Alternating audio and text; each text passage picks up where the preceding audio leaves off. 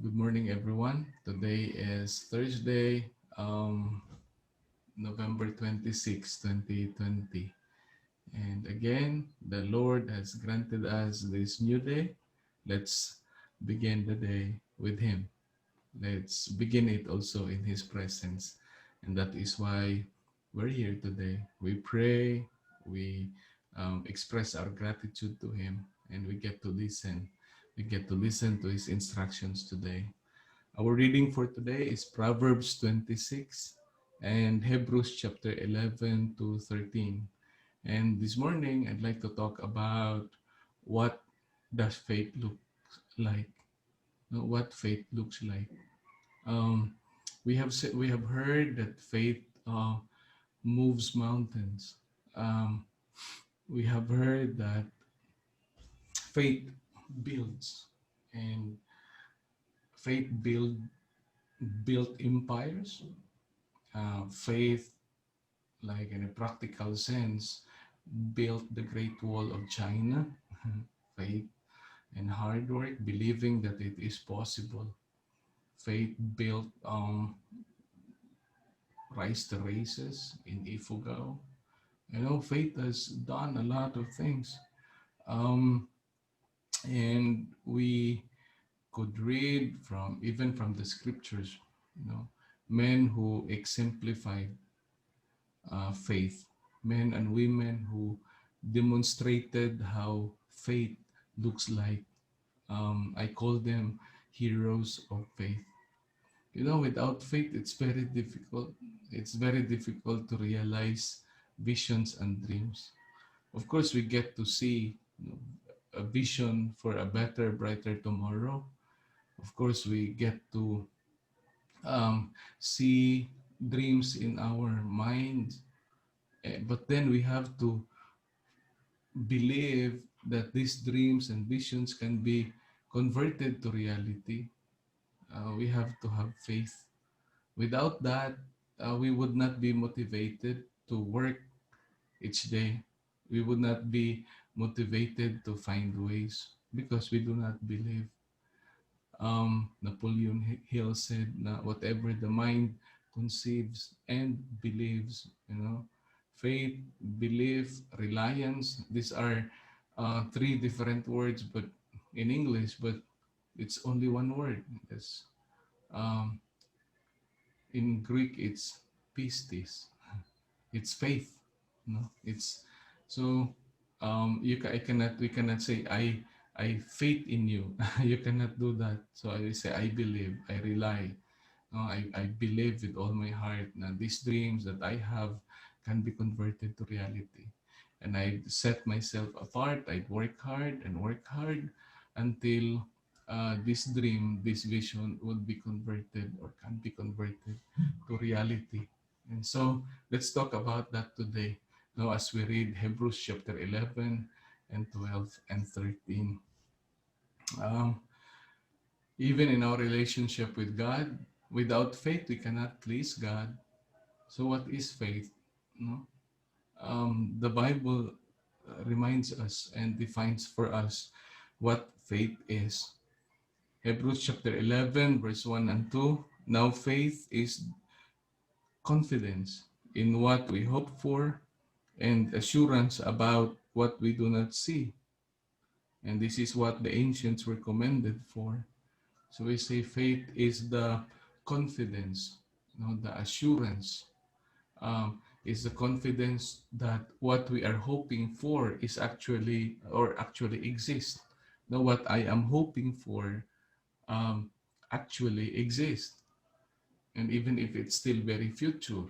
Before I was um, asking myself like, why did Jose Rizal decided to return to the country? He could have stayed in Europe and enriched himself. During that time, he was already a doctor, and he had so much opportunity, in Europe, for practice and enrich himself. But why did he decide to go back to the country? And my answer was because he saw something in the future for the Philippines, for the Filipinos. He saw that it is possible for Filipinos to live in freedom. And that was very clear in the future. And so, even if it was still future, when he was here, he already lived it in the present. It, it's something in the future, but he is already experiencing it, and that's faith, and that gives him the energy each day, the motivation each day to wake up and rise up and clean up and dress up and show up, and no matter what, never give never give up, because he saw that better days are coming. And even if it's future, um, in faith, he already experienced it. And so when we have that kind of mindsetting on nothing becomes impossible. Faith is the substance of things hoped for. No, it's not yet there, but it seems like you're holding it already. Because you're holding it already, you get to enjoy it, you get to cherish it. And we have to have that. No, we have to have that each day. We have dreams, we have visions of a better, brighter tomorrow. But do you really believe that you can have it? Like did say, um, you pray for rain, but and because you prayed that rain would come, are you bringing an umbrella with you? Sometimes we pray that rain would come, but we are not bringing an umbrella. So what if it rains? And so people who have very strong faith, they believe that today it will rain. And because of that, I'll be bringing an umbrella with me. And so today we'll just read examples upon examples upon examples of people that I would call as heroes of faith, people who exemplified faith, people who hoped against all hope, believing that what God has promised would come to pass. Whatever God has declared, He would accomplish it. He would do it, and they believed. And because they believed, they got it. They got it. Let's begin. No, even like again in our relationship with God, the Bible tells us, Hebrews chapter 11 verse 6, and without faith it is impossible to please God, because anyone who comes to him must believe that he exists. Even the fact that even this concept of this thought of the existence of God, you really have to, if you have faith, um, it's not a question anymore. You believe that God exists. That's faith. And that He is a rewarder of those who seek Him. And if you believe that, you have faith. I know God exists. And everyone that seeks Him, He blesses. He rewards. I believe that. And so even if the reward is not yet there, but it seems like you're holding it already with your hand. And so Hebrews chapter 11, verse 7. Let's begin with this man. By faith, Noah, when warned about things not yet seen, in holy fear, built an ark to save his family. By his faith, he condemned the world and became um, heir of the righteousness that is in keeping with faith. One example, Noah. He was told that a great flood would come, and he had not experienced that before, because before the flood there was no rain. No, there was no rain. And Noah didn't experience how, like, what a flood looks like. Especially a flood that covers the whole region and the whole world. He didn't have an idea of that. And so when he was warned about that, he built an ark. God told him to build an ark. And um, it was like very illogical. He has not experienced that. But Noah believed. Noah believed that a flood would come. Noah believed that he needs to build an ark as instructed by the Lord. And you know what happened? Because he believed, he was saved. No? When the flood came, Noah and his family was spared. They were spared. Another example, Hebrews chapter 11, verse 8 to 10. By faith, Abraham, when called to go to a place he would later receive his inheritance, obeyed and went, even though he did not know where he was going. By faith, he made his home in the promised land like a stranger in a foreign country. He lived in tents, as did Isaac and Jacob, who were heirs with him of the same promise. For he was looking forward to the city with foundations, whose architect and builder is God. No? Abraham also, when God called him from um, Haran, actually his dad Terah was called from Ur of Chaldees, and then they traveled, no, Terah and his family. But then when they arrived Haran, Terah decided to just settle there, and so God called Abraham to go to a place that God would show him. But he has not been to this place. He didn't even know where this place was. But then Abraham had faith. He believed that there is indeed a city whose builder and foundation was God, and he obeyed because he believed. You know, faith really is very, very powerful, even if the future seems vague for others, but for the one who believes, it's very clear. And he knows that it will come to pass, that he would arrive. So, like Noah and Abraham, the future was very bright for them. Now, from our point of view, it's a hindsight, and it's very clear now for us. But for them, for many people, like Noah built an ark for 120 years and people ridiculed him. But then he kept on believing. And can you imagine that kind of patience and that kind of belief? He just kept on and kept on and kept on believing that it will come to pass. But of course, he worked because he believed. No, we cannot say na, I believe. I believe that the flood would come, but then you do nothing. I believe that there is a city that whose architect and builder and foundation is God, and then you don't journey towards that place. Abraham did something because he was moved by his faith. Hebrews chapter 11, verse 17 to 19. By faith, Abraham, when God tested him, offered Isaac as a sacrifice. He who had embraced the promise was about to sacrifice his one and only son, even though God had said to him, "It is through Isaac that your offspring will be reckoned." Abraham reasoned that God would even raise the dead. And so, in a manner of speaking, he did receive Isaac back from death. You know, when like God would like to let Abraham know that indeed God was important to him.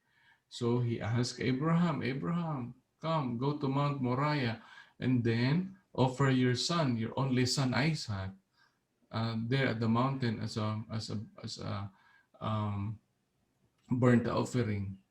And then Abraham obeyed.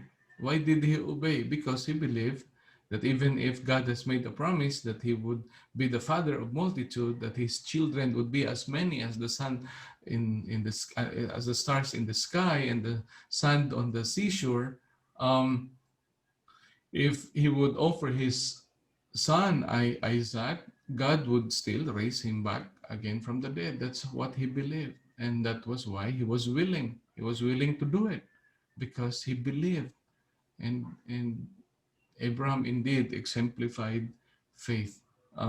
It was very difficult, but he believed and he passed the test of faith.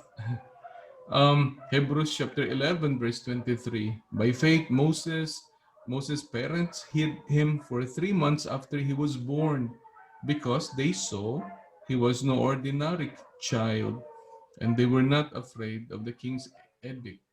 Like Moses, some parents, they when the Pharaoh decided to kill all the firstborn, um, or all the children of the Israelites, there was this two couple, because they saw that their kid has so much potential. It was still a kid, um, but he saw them. They saw him already as a kid with so much potential that would impact the world, that would make history, that would change their lives forever. They saw that. They believed that. And because they believed that, they decided to put Moses in a basket. They hid him, um, so that he won't be killed. And they were not afraid, even it would cost them their lives, because they believe. And so, these people are indeed heroes of faith. Hebrews chapter 11, verse 24 to 27.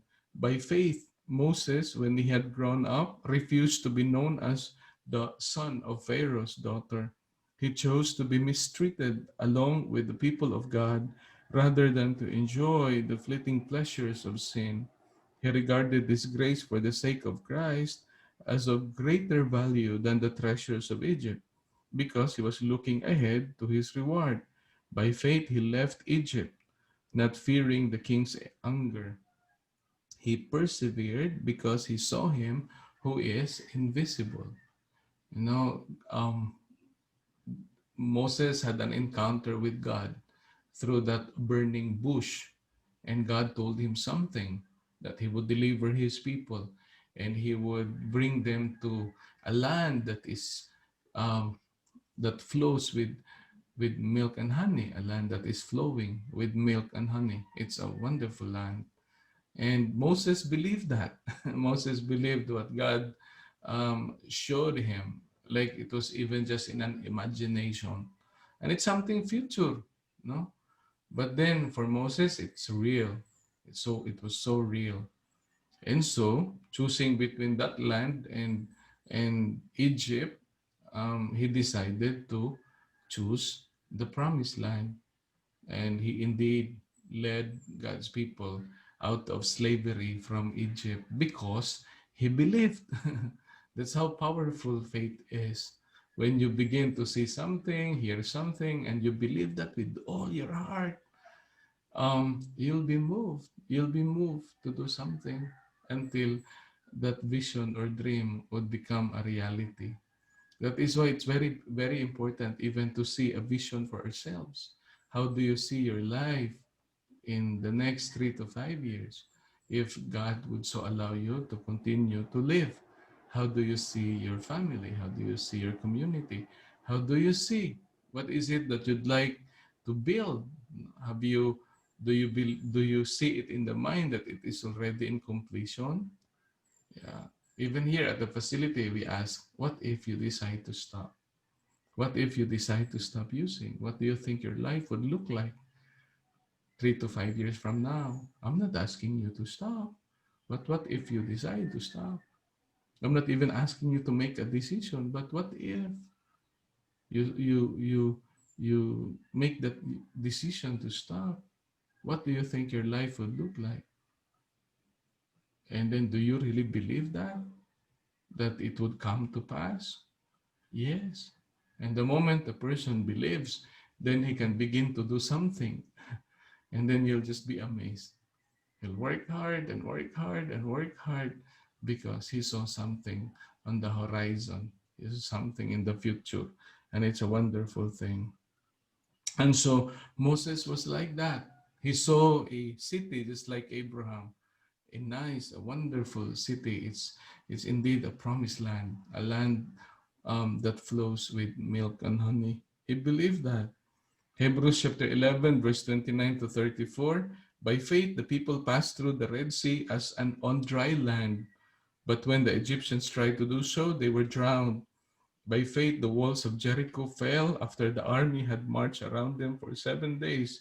By faith, The prostitute Rahab, because she welcomed the spies, was not killed with those who were disobedient.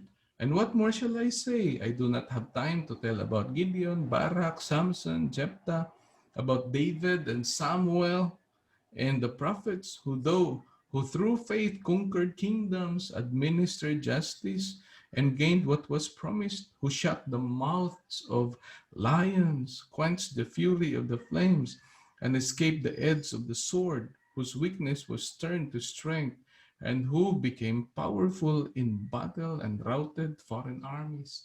And all were done in faith. Yeah, you know how the walls of Jericho fell. They just marched 7 times and they just shouted and the walls crumbled.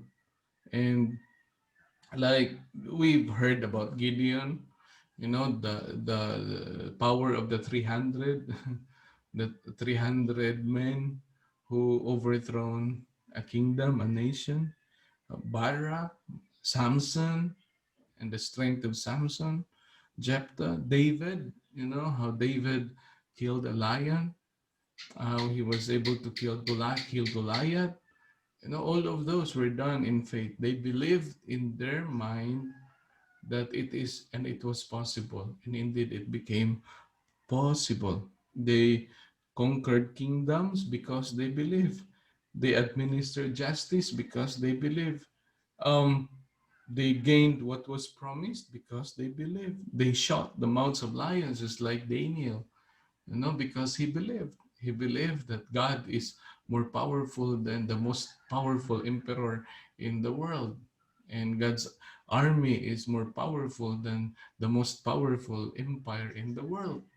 And he really believed that he who was with him was greater than anyone and any empire on earth. And so, um,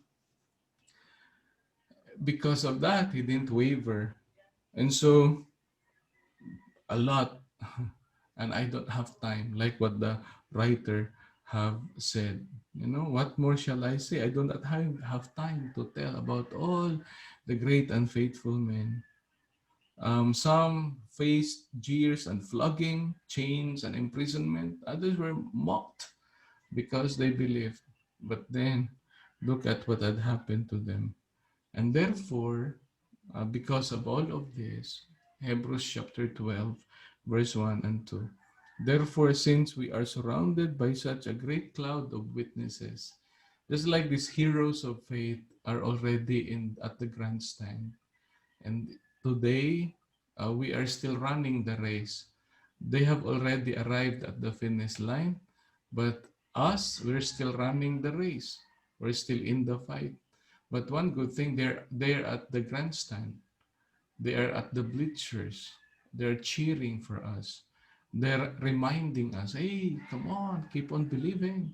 Keep on believing that whatever it is, dreams, visions that the Lord has given you, it it's always possible. It can be converted to reality.